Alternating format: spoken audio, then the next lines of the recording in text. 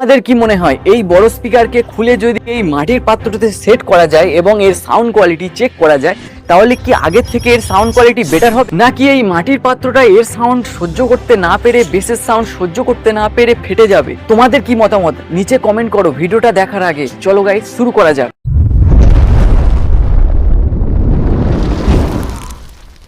ওকে, প্রথমত আমি এর সাউন্ড কোয়ালিটি তোমাদের প্রথমেই শুনিয়ে দিচ্ছি, কারণ আগে তোমাদের যাতে বুঝতে সুবিধা হয় তার জন্য। চলো।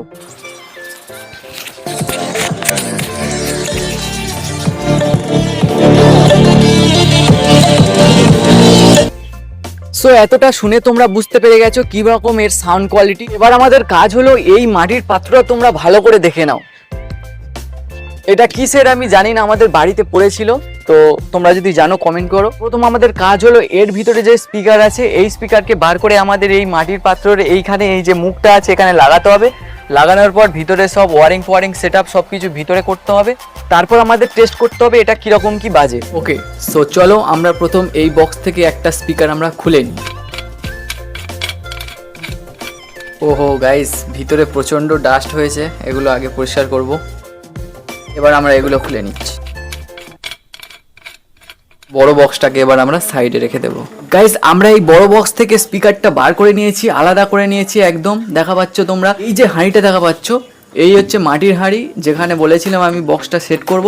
তো এবার আমরা এই স্পিকারটাকে আমরা কিছুটা এইভাবে হাঁড়ির মুখে লাগিয়ে দেবো। এই দেখো একটা ইউনিক লুক এসছে। গাইস, ওয়ারিং করার আগে বলে দিই, আমি আগের ভিডিওতে করেছিলাম চার্জার, লাইট, ফ্যান। তো এটা যদি না দেখে থাকো আগের নিচে লিঙ্ক দেওয়া আছে বা এই আই বাটনে লিঙ্ক উঠবে, তোমরা চাইলে দেখে নিতে পারো। ওকে, আমরা এখন ইউজ করছি এই দুটো সাউন্ড মডিউলকে, যেগুলো আমরা স্পিকার থেকেই খুলেছি। এন্ড মাটির বক্সে আমরা ইউজ করতে চলেছি 3.7 ভোল্টের একটা লিথিয়াম ব্যাটারি। কিছু শেষ, এবার আমরা এগুলোকে কানেকশন করে দেবো। গাইস, ব্যাটারি কানেকশন করার পর আমরা এবার স্পিকারটা কানেকশন করব। এটাকে তোমাদের একটু অন করে দেখাই। দেখো লাইট এসছে।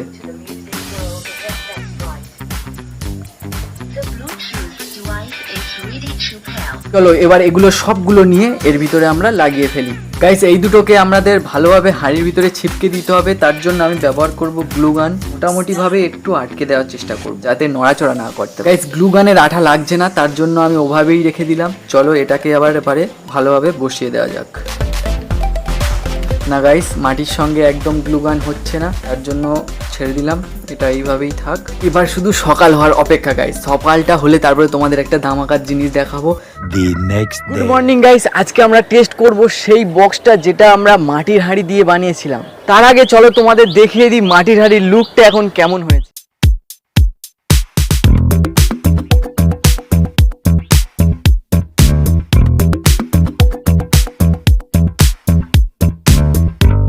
এবার বক্সটাকে চালিয়ে দেখা যাক কিরকম ভালো সাউন্ড বেরোয় না খারাপ সাউন্ড বেরোয়, কি হয়, ভেঙে যায় না কি হয়, যাই হোক চালিয়ে দেখা যাক। গাইস, প্রথম আমাদেরকে এটা অন করে নিতে হবে, তারপরে চালাতে হবে। তো অন করতে গেলে সিম্পলি আমাদের কিছুই করতে হবে না, এগুলো সব খুলতে হবে।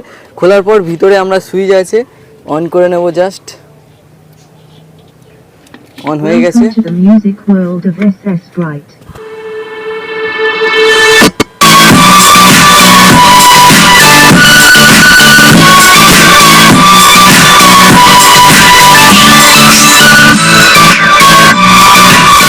গাইস, একটা স্পিকারে যা বাজাচ্ছে বক্সে তো দুটো স্পিকার মিলে তাই বাজাতো, কারণ এই যে মাটির পাত্রটা প্রচন্ড সাউন্ডটা ক্রিয়েট করছে। ঠিক আছে, তোমরা ভালো করে শুনে দেখো।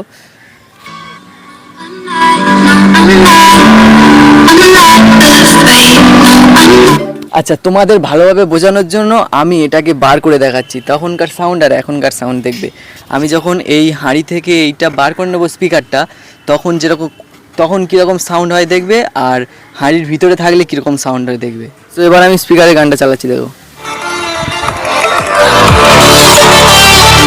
বুঝতে পারছো কি জানি না, সাউন্ড একদম ফুল আছে। এবার সাউন্ডটা দেখো।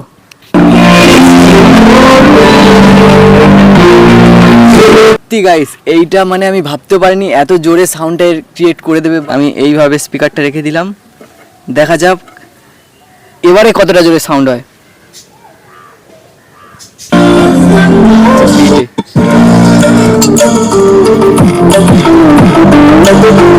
যখন হাঁড়ির ভিতরের দিকে মুখটা দিলাম তখন একটু চাপা সাউন্ড আসছে। দেখলে তো মাটির হাঁড়ির ভিতরে আমরা যদি স্পিকারকে বাজাই তাহলে কেমন আওয়াজ আসে।